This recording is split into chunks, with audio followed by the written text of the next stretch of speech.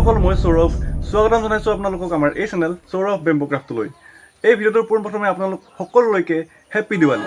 আৰু আজি এই ভিডিঅ'টোত মোৰ লগত আছে এটা নাৰিকলৰ টুকুৰা, আৰু মই ৰাতিপুৱাৰ পৰা ভাবি আছোঁ যে এইটোৰ সহায়ত আমি ব্যৱহাৰ কৰিবলগীয়া বস্তু বনাব বিচাৰি আছোঁ। তো হঠাৎ মনলৈ এটা সৰু আইডিয়া আহিল, তাকে বোলো এটা ভিডিঅ' বনাই আপোনালোককো দেখুৱাওঁ আৰু ময়ো ইয়াক কিবা কামত ইউজ কৰোঁ।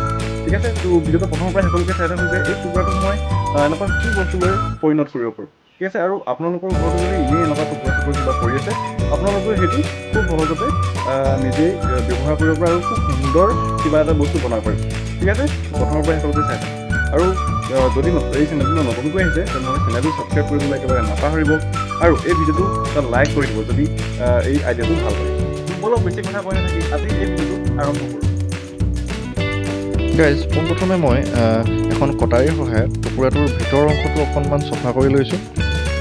আপোনালোকেও এনেদৰে এখন কটাৰী বা যিকোনো বস্তুৰ সহায়ত ভিতৰটো আগেই চফা কৰি ল'ব।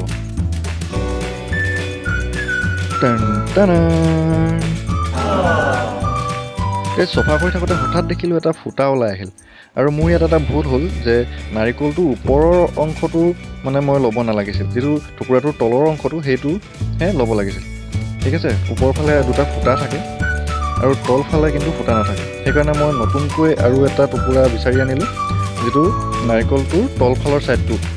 ঠিক আছে, আপোনালোকেও সেইটো ভুল নকৰিব মোৰ দৰে, তেনেকুৱা আপোনালোকে তলফালৰ ছাইডটো বিচাৰি ল'ব। ঠিক আছে, ওপৰৰ ছাইডটো নহ'লে যিটো তিনিটা ফুটা থাকে সেই ফুটাটো আকৌ ওলাই যায়।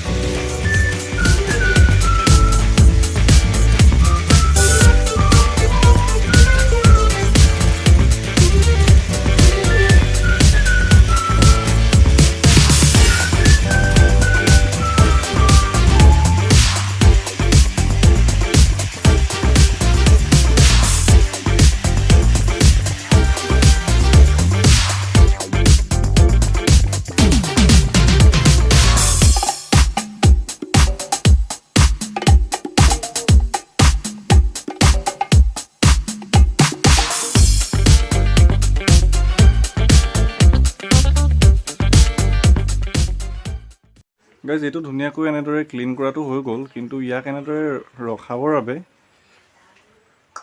তলত কিবা এটা ছাপৰ্টৰ প্ৰয়োজন, কাৰণ ইয়াত যদি কিবা দিয়া হয় এনেদৰে হিলি থাকিব, নহ'বা এনেদৰে পৰি যাব। ঠিক আছে, তো ইয়াৰ তলত কিবা এটা ছাপৰ্টৰ প্ৰয়োজন। তো তাৰ কাৰণে মই ভাবিছোঁ এই আমাৰ যিটো ডেমেজ হোৱা টুকুৰা আছে, এই টুকুৰাটো এই তলৰ ছাইডটো কেনেবাকৈ কাটি ইয়াত যদি এনেদৰে লগাব পৰা যায়, এই ওপৰৰ ছাইডটো যদি কাটি দিওঁ, ইয়াত এটা তলত এটা বেছ এটা ৰেডি হ'ব। তো তাকে চেষ্টা কৰি চাওঁ কি হয়, দেখা যাওক।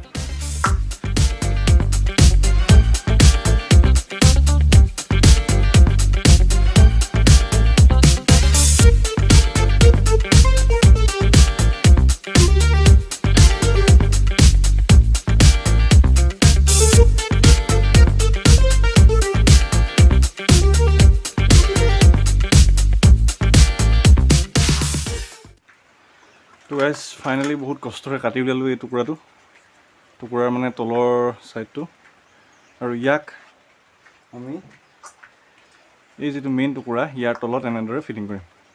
ঠিক আছে, আৰু অকণমান ইয়াক সৰু কৰিব লাগিব। ভাগৰ লাগি গ'ল।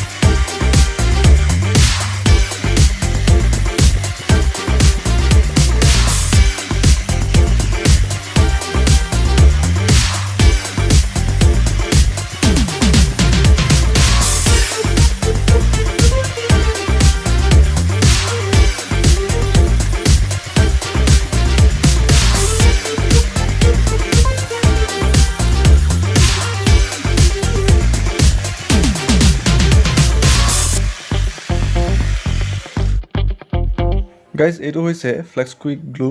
এইটো লগাই দিয়াৰ লগে লগে সকলোবিলাক বস্তু তৎক্ষণাত ৰখি যায়, সেইকাৰণে মই ইয়াক ব্যৱহাৰ কৰিছোঁ ইয়াত। আপোনালোকে ইয়াৰ সলনি ফেভিকুইকো ব্যৱহাৰ কৰিব পাৰে।